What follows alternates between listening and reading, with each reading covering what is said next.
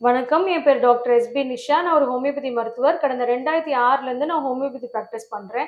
இன்னைக்கு நம்ம என்ன பார்க்க போறோம்னா, நெறைய பேர் வந்து இந்த மூக்குல சத வளர்ந்திருக்கு, மூக்கடைப்புக்கு நெறைய பேர் மெடிசின்ஸ் வாங்குறாங்க. நல்லா சரியாகுதுன்னு சொல்லிட்டு நெறைய பேர் ரெஃபரல் மூலியமாவும் நெறைய பேஷண்ட்ஸ் வந்து வர்றீங்க. ஸோ இதுல வந்து முக்கியமா வந்து எல்லாரும் கேட்கிற ஒரு டவுட் என்னன்னா, இந்த மாத்திரை சாப்பிடும்போது ஆவி பிடிக்கலாமா? அதாவது ஸ்டீம் இன்ஹலேஷன் பிடிக்கலாமா? அப்படின்னு கேட்குறாங்க. அதாவது நம்ம வந்து ஏதாவது ரொம்ப மூக்குலாம் அடைச்சிருந்தது, முகம்லாம் அடைச்ச மாதிரி இருந்ததுன்னா, தண்ணிய வந்து கொதிக்க வச்சு ஒரு விக்ஸோ இல்லாட்டி யூக்கலிப்டஸ் ஆயில் அந்த மாதிரி வந்து நம்ம 2, 3 சொட்டு விட்டு நம்ம ஆவி பிடிப்போம் இல்லையா? அந்த ஸ்டீம் இன்ஹலேஷன் பண்ணுவாங்க. ஸோ இத வந்து பண்ணலாமா? வேணாமா? ஏன்னா நான் இதுக்கு முன்னாடி எடுத்த டாக்டர் வந்து பண்ணக்கூடாதுன்னு சொல்றாங்க. ஹோமியோல தான் எடுத்தோம். பண்ணக்கூடாதுன்னு சொல்றாங்க.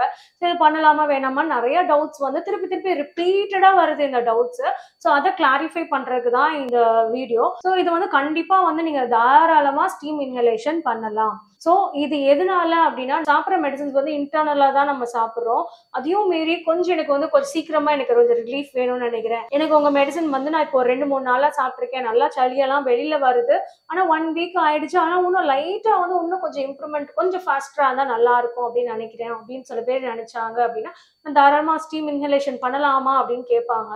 கண்டிப்பா தாராளமா பண்ணலாம். ஸோ மைல்டா வந்து நீங்க ஏதாவது யூக்கலிப்டஸ் ஆயில 2, 3 சொட்டோ இல்லாட்டி விக்ஸ் அந்த மாதிரி ஏதோ ஒரு மஞ்சள் அந்த மாதிரி ரொம்ப மைல்டா வந்து நீங்க வந்து அதுல வந்து ரொம்ப ஒரு பிஞ்ச் அந்த மாதிரி போட்டுட்டு இன்ஹலேஷன் வந்து அந்த ஆவி வந்து கொஞ்சம் சூடா வந்து தண்ணியில வந்து அந்த அந்த ஹாட்டா நமக்கு வந்து நம்மளுக்கு மூக்குல இந்த சைனஸ்ல முகத்துல எல்லாம் படும்போது நமக்கு ஒரு ரிலீஃப் கிடைக்கும். கண்டிப்பா கொஞ்சம் வந்து டைலேட் ஆகும் நமக்கு அந்த மூக்குக்குள்ள எல்லாம் வந்து அந்த ஃபியூம்ஸ் அந்த அந்த நல்ல நல்ல அந்த யூக்கலிப்டஸ் ஆயில்ல இருக்க மருத்துவ குணம் நமக்கு உள்ள போறனால கொஞ்சம் அது வந்து ஓப்பன் அப் ஆகி நமக்கு கொஞ்சம் ரிலீஃப் கிடைக்கும். ஸோ இதுக்கும் ஹோமியோபதி மருந்து நம்ம சாப்பிட்ற ஹோமியோபதி மருந்தும் எந்த விதத்துலயும் நமக்கு வந்து நியூட்ரலைஸோ கான்ட்ராண்டிகேஷனோ சைடு எஃபெக்டோ உண்டு பண்ணாது.